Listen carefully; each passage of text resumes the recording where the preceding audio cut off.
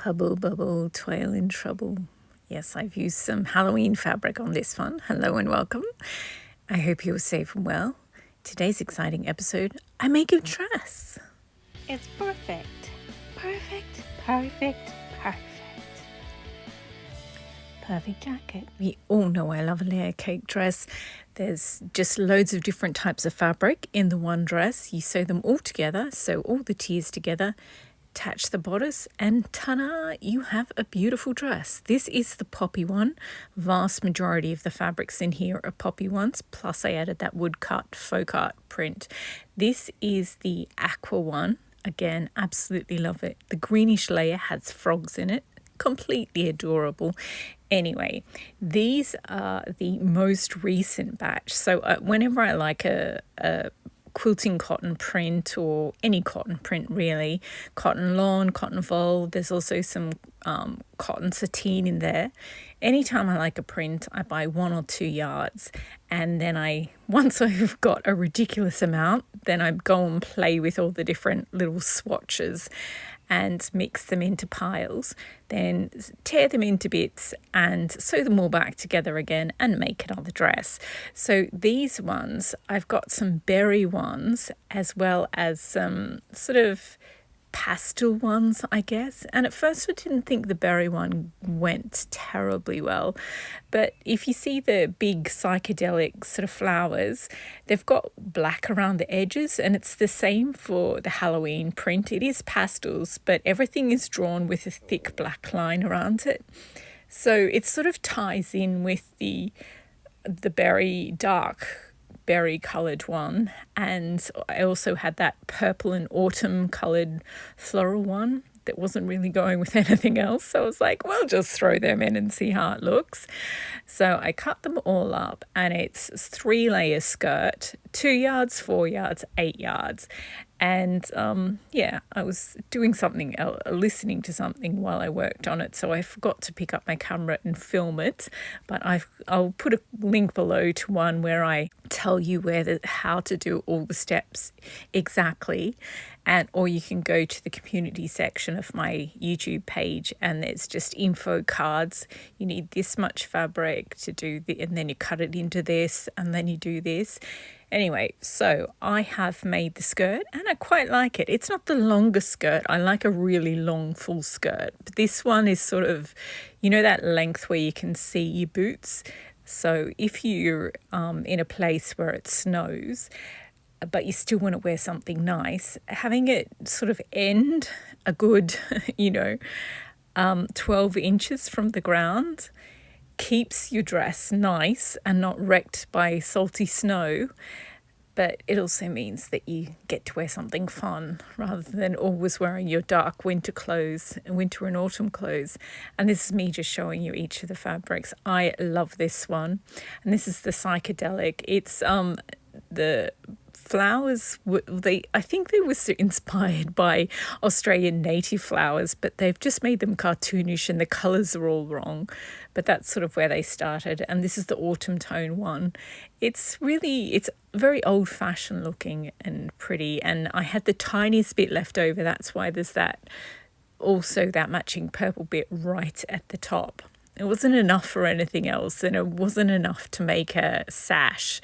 And I was like, we'll just add it at the top, because this, as I said, this skirt is a little shorter than I normally make them. So yeah, I really like it. These aren't the normal colours that I usually wear, but it's cute. So then I got out the second half of the berry fabric. It doesn't look like a normal quilting cotton because it's a batik. That just means that the pattern is put on in a different way. It's a printing process. And so it's really pretty, and it looks over-dyed, and I don't know, I just like it. Anyway, so I originally bought it to make a jacket out of, and I ended up using it in this dress. So I used that McCall's pattern. It's got a white dress on the front, and she looks absolutely adorable in it, and that's the bodice I use for most things because it's such a cute bodice. I do have this other simplicity pattern for a keyhole blouse, which is really nice. I sort of crop it at the waist and use that as a bodice sometimes. But I had this McCall's one out and I was like, yeah, I'm feeling a little bit lazy. I'll just do this one. So yeah, it's really pretty. Now it is time to get the skirt down off the mannequin, attach the skirt to the bodice and sew them together.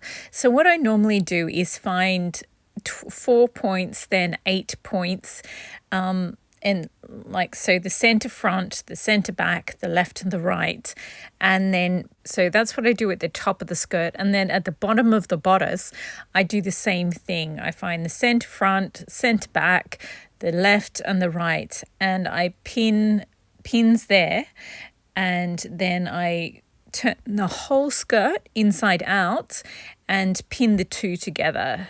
And then once I found those 4 points, then I find 18 points, then 16, and then I pleat it down. So that's how you get the pleats. And then you machine sew them once, and then again, then you hand stitch the bodice lining to the inside of the top of the skirt so that all the raw seams are hidden away. And it also helps, having a lining on your bodice also helps carry the weight of such a big full skirt. So that was me showing you what the dress looks like without a belt or a sash. This is what it looks like with the sash. And from the side, it's so pretty. It actually looks like a top and a separate skirt, doesn't it?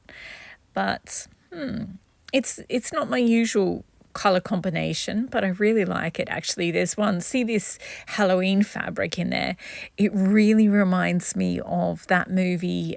It's a Disney movie, it's a cartoon, an animated feature that I watched like a million years ago, The Emperor's New Groove. It is the funniest film. Oh my gosh, it's hilarious. It's just the weirdest way to narrate, but yeah, apparently the studio execs just had no interest in that project at all. So they left the writers and the animators alone.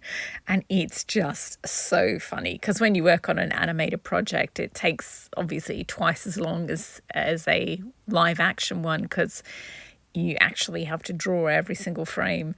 And so they get super bored and they just keep adding stuff because they're working on the same scene 100 times over. And oh my gosh, it's just so funny. Anyway, here we go. So yeah, this is me showing you all the layers, and I know they don't really match, but I do think they complement each other really well. And I love the mix, like the juxtaposition of that massive psychedelic floral mixed with the little tiny potion bottles, and as well as the berry colored fabric. It's just really, it's an interesting combination and I really love it. I'm glad I used up these fabrics. Some of them I just bought in the part like earlier this year, but the Halloween one I bought after Halloween last year. They had reduced the leftover Halloween fabrics, and I was like, oh, at the very least I can use them to make, jacket mock-ups or something. But yeah, it's super cute, and I just keep quoting randomly whenever I think of that potions fabric. I just keep randomly quoting that movie. Oh, it's so good. Is her name Eartha Kitt, the woman who played Catwoman in that 1960s Batman television show? She does the voice of the evil Esme, the evil character. Oh my gosh, she makes that movie. She's so good. She just has so much fun with it. Anyway, back to this dress. Which one shall I do next? Well, yeah, I will show you the dress again. But I'm just thinking about, so this one on the end I did this one from the other end, and I've done the orange and pink one. And now this one it's so cute. I really like this one. Oh, and I cleaned up a little bit at least. Gold star for me. So yeah, the pink and red one done, the warm winter brown one is done, and then that one is done. I like the other winter toned ones. There's a rich scarlet. There's and some greens. The really foresty autumn ones are the ones that I like. This one is cute, but yeah. This one that's at the front, in front of the brown pile, yeah, those fabrics are just, they're just so foresty and beautiful. I love them. They kind of remind me of a pine forest in that there's a lot of green, but there's also, the brown of the pine cones my parents used to have some land, and there was 2 pine plantations on there, and one of them in particular used to have those mushrooms with the red, the red caps and the white dots on them. So I guess that's why I think of all those colours in combination. Anyway, this dress is done and it's looking absolutely glorious. Thank you very much for watching this video. I hope you've been inspired to get out all your scraps and your 2 small bits of fabric, leftovers, and make them into a lovely layer cake dress. Thanks again for watching and happy sewing. Oh, and if you haven't seen The Emperor's New Groove, you definitely have to see that movie. It is hilarious. Really going now. Happy sewing.